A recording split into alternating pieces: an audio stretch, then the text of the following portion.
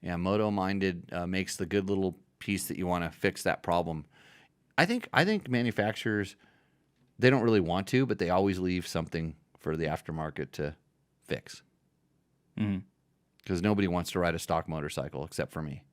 Right. I want to hop on a stock motorcycle and ride it and never have to touch anything. or do anything to it. It'd be so awesome if it was delivered to me. But the problem with most people is, unlike me, they're not perfect. And they build the motorcycle for the perfect person. Yeah. So at 5'10" and in my dreams 185 pounds, I'm perfect for most motorcycles. I fit right on them. Like I don't have long arms or extra short legs or any of these weird problems that regular people have.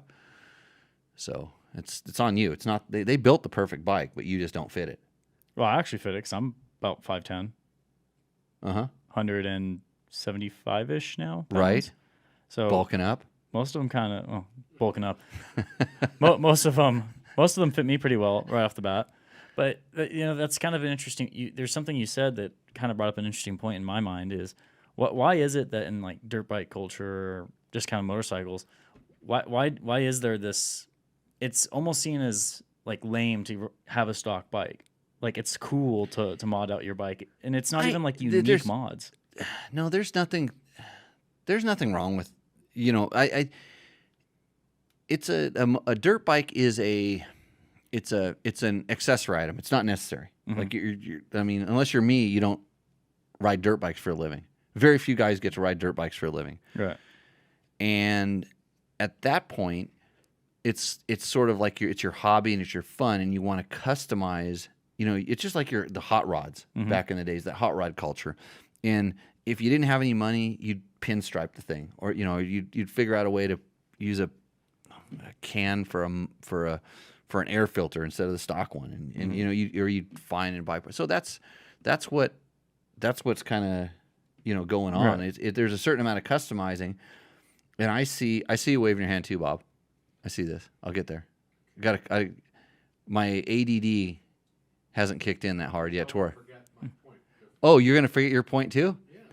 Yeah. Alzheimer is sitting right next to you. So dementia?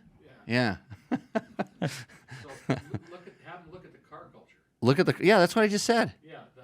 Isn't it amazing, Bob, how I start explaining things before you can even ask the question? In the old days, if it wouldn't go, you chromed it. Right. Now you put carbon fiber on it. Yeah, wrap it with carbon fiber. Yeah, no, screw carbon fiber, print it, 3D print it. Right. No, yeah, that's what we do now. Some stuff, but dirt bikes are it's that kind of thing. You can modify and tune and do different things, and a lot of stuff that it's some of it. A lot of it's not necessary, or you just feel like you have certain needs. And I mean, I get it. I've got a Yamaha Tenere 700. Yeah, brand new in the garage, mine. I own it, and I'm going to go through step by step each individual step. And I haven't had time to actually go ride it that much. I've just kind of ridden it down the street a few times, and it's totally 100% off the showroom floor, box stock. And I'm going to go ride it, and then I'm going to come back and I'm going to do the first thing that I really need to do. I know what it is already, and because just from riding the stock one, because we were at the intro. And we entered them at Glen Helen, believe it or not. That's where they met us, and we did a dual sport ride out of there. I got out the front gate, and I knew exactly what this was. And this hasn't changed. I mean, because the bike hasn't changed much. Mine is different because it has it's Euro 5 emissions, and so they've put a giant cat. They have 2 cats on it now. There's a giant cat in the front. But when I rode it around, it didn't seem like it changed anything. So I'm just going to go step by step, just because I want people to kind of learn that process. Like, how do you decide what you want to do? And there's stuff I want to do for no better reason than I think it's cool. It's going to make my bike look better, work better. I'm going to feel better about it. Right. And if you do that for your bike, for whatever reason, you have an opinion and you have a reason for doing it. And I can't fault you for doing it. I'll tell you what I think, but it's not gonna, unless you put a front disc guard on it. But I'm trying to get over it. I'm really trying to get over this. I've sought counseling. Okay. And they said, Jimmy, you need to be a little more positive. There might be something good for it. And I was thinking, like, you could invent a game where you put a target on the wall, you could throw them at it, and it'd make a nice sound. Oh yeah. Yeah.